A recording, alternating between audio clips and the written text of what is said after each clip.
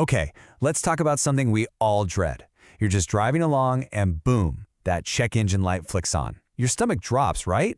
Well, if you're driving a Ford and the scanner spits out a P0171 code, you're in exactly the right place. We're going to crack this code together and figure out what your car is trying to tell you. So you pulled the code, and it's P0171. First, take a breath. The good news is, this is a super common code. The even better news? We're about to walk through a step-by-step process to hunt down the real problem, starting with the most likely suspects first. So what does P0171 actually mean? The official definition is System Too Lean on Bank 1. Let's break that down into plain English. Bank 1 is just the side of your engine that has the number 1 cylinder. And lean? Well, that means your engine's air-to-fuel mixture is off. Think of it like a campfire. If you have way too much air and not enough wood, you just get a weak, sputtering flame. That's kind of what's happening in your engine. Too much air, not enough fuel. Now, here's the thing. A P0171 code can be a little tricky because it's pointing to a symptom, not one specific broken part. So where do you even begin?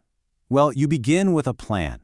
We're going to use what's called a diagnostic funnel to narrow down the possibilities, starting with the most common and usually the easiest fixes first.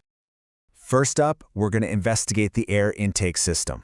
Why here? Because the vast majority of P0171 codes are caused by extra unmetered air getting into the engine where it shouldn't be. And that brings us to the number 1 most common cause of this code, a vacuum leak. These are little cracks or bad seals that let air sneak into the engine after it's already been measured by the main air sensor. The car's computer has no idea that extra air is there, so it doesn't add more fuel to match, and bam, you get that lean condition. Okay, so where do you even look for these leaks? On a lot of Fords, the PCV hose is a classic failure point. It gets old, brittle, and cracks. Other hotspots include the intake manifold gasket, the brake booster diaphragm, and really any of those little rubber vacuum lines that can dry out over time. Finding a leak can actually be pretty simple. First, just use your ears. With the engine running, can you hear any weird hissing sounds? If not, you can try the old spray trick. Just be careful here. A little mist of carb cleaner or even just water from a spray bottle near the hoses can work. If the engine's idle suddenly changes, if it revs up or stumbles, you've found your leak. Of course, the pro method is a smoke test, which makes finding the leak a sure thing. All right, what if you've ruled out vacuum leaks? The next big suspect on our list is the mass airflow sensor, or MAF sensor. This little guy's job is to tell the computer exactly how much air is coming into the engine. But if it gets sturdy, it starts to lie. It'll underreport how much air is coming in, so the computer injects too little fuel. The result? You guessed it, a lean condition. Okay, so we've looked at the too much air side of the problem.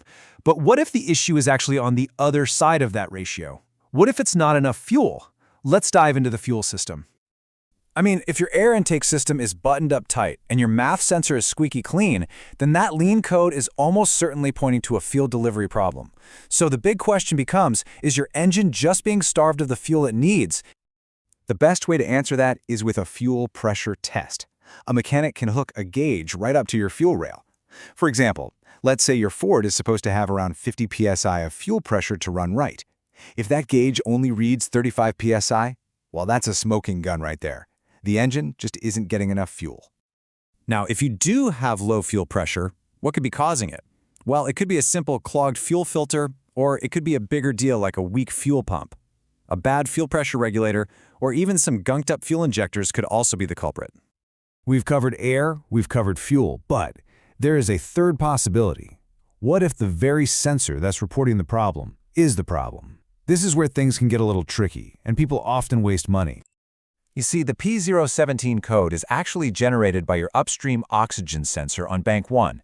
Its whole job is to sniff the exhaust, see how much oxygen is left over, and report that back to the car's computer. It's the messenger that's telling you something's wrong.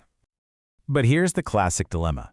Is the O2 sensor a reliable messenger that's correctly reporting a real problem like a vacuum leak? Or has the messenger itself gone bad, and it's just sending false, lean signals even when the mixture is perfectly fine? This is exactly why you have to rule out everything else before you even think about replacing that O2 sensor. Okay, that was a lot of info. So let's put it all together into a simple, step-by-step action plan. This is how you can tackle that P0171 code in the most logical and efficient way possible. This is your diagnostic funnel. You always start at the top. First, check for other codes. If you see a P0174 along with the P0171, that's the lean code for the other engine bank.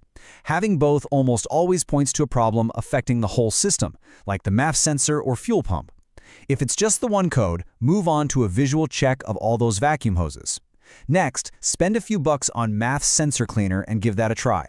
It's a cheap and common fix.